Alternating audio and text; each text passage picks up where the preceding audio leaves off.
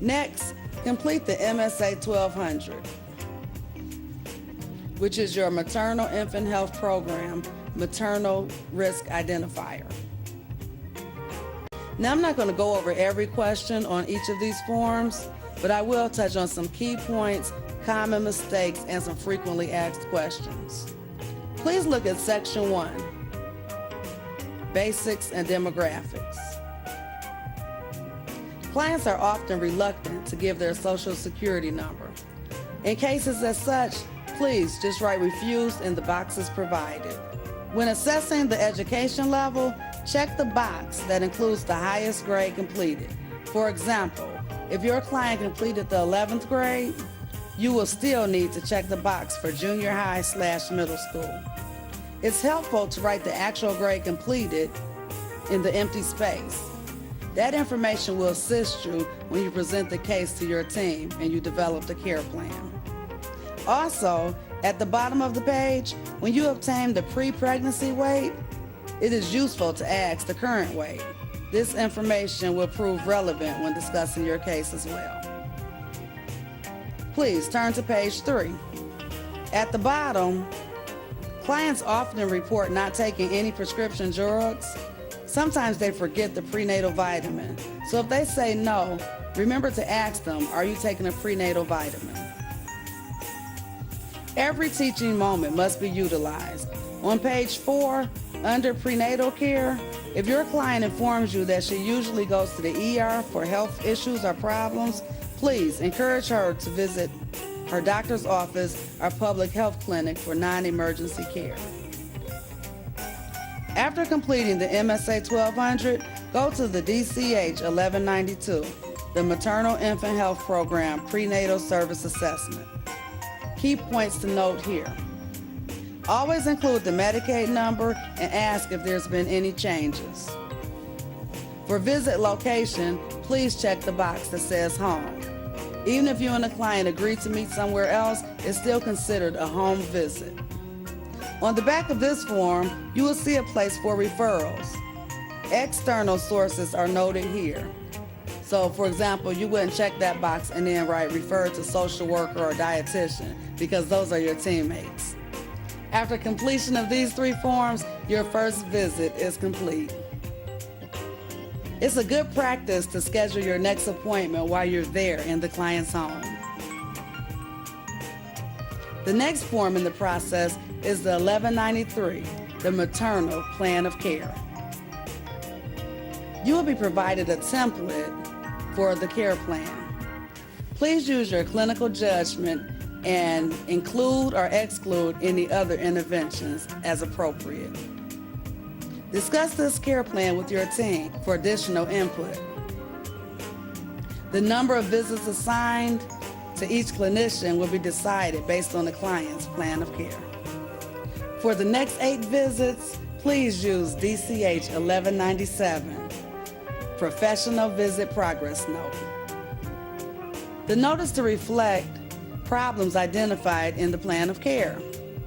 Please refer to the packet of examples. At the top of the form, fill in all the information. The beneficiary ID number and the Medicaid number are the same.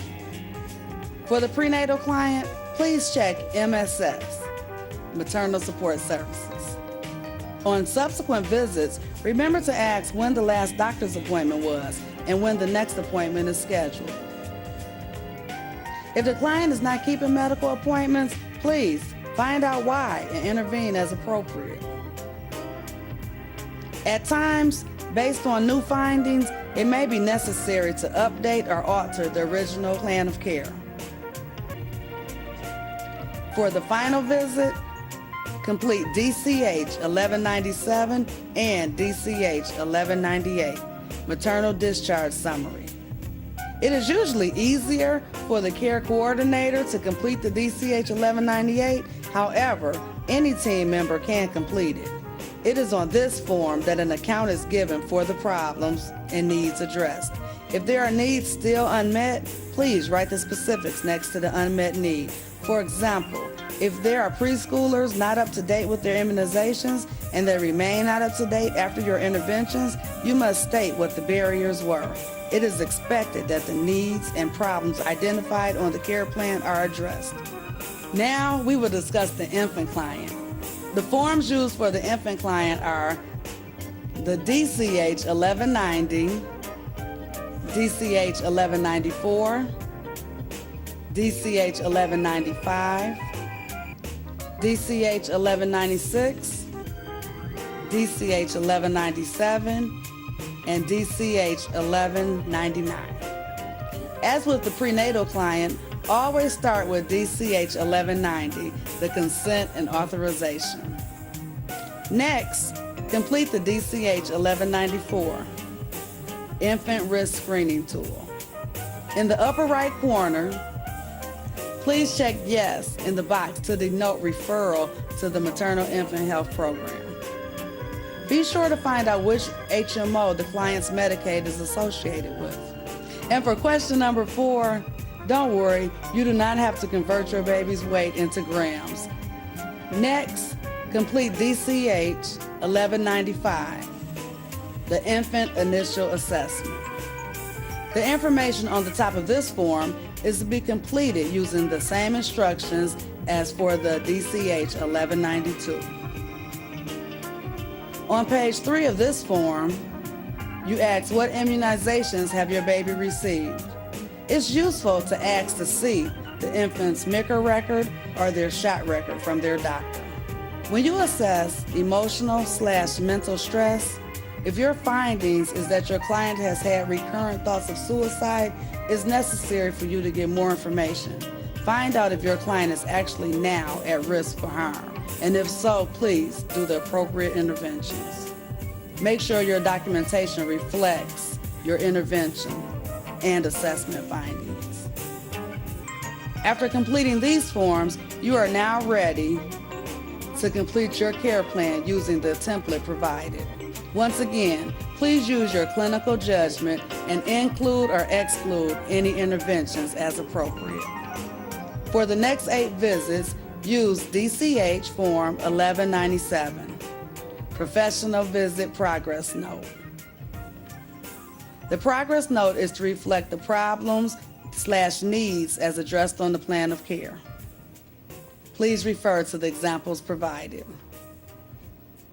For the last visit, the DCH 1199, the discharge summary, is completed and submitted with your DCH 1197. This is the last opportunity to make a difference with the client. Please address any unmet needs. Thank the client for participating in our maternal infant health program. And most importantly, at your last visit, thank our clients for participating in our maternal infant health program. This concludes your training as a new clinician. Remember, safety first and have fun. We hope you find your time spent with Superior Family Services rewarding. And remember, Superior Family Services is the end to infant mortality. Thank you. Hey, what's going on here?